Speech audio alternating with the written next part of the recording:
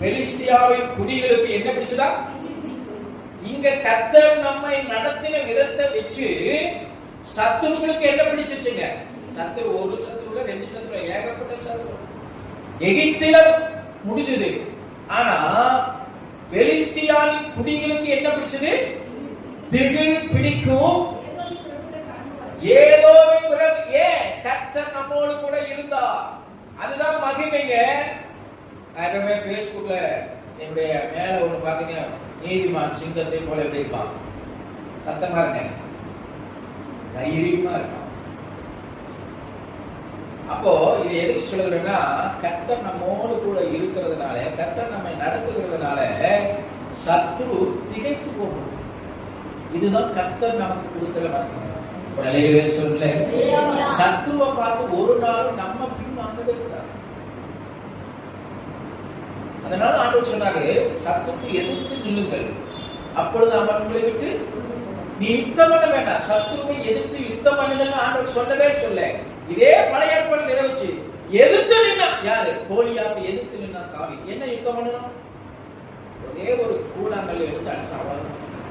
கூழாங்கலினாலே கோலியாத்து இல்ல, கர்த்தர் அடித்ததுனாலே கோலியாத்து விழுந்தான். அல்லேலூயா.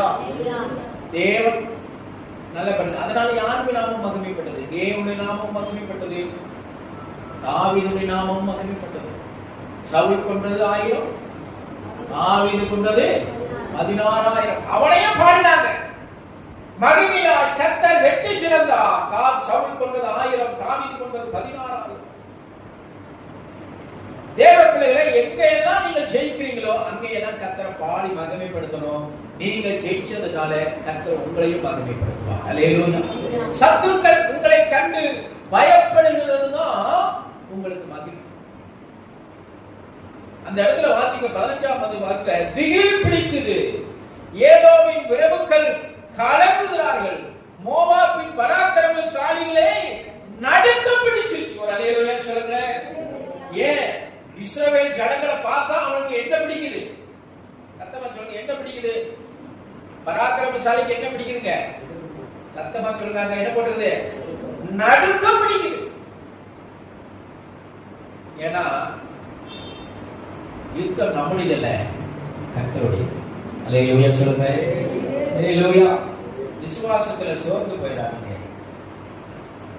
உன்னை விழுந்து போகாத ஒரு நாள் விட மாட்டார். உன்னை தூக்கி எடுத்து நிறுத்தி அவரும் மகிமைப்படணும், உன்னையும் மகிமைப்படுத்த விரும்புகிறார். அல்லேலூயா. தாவீது அழகா சொல்லுகிறாங்க, அவன் தான்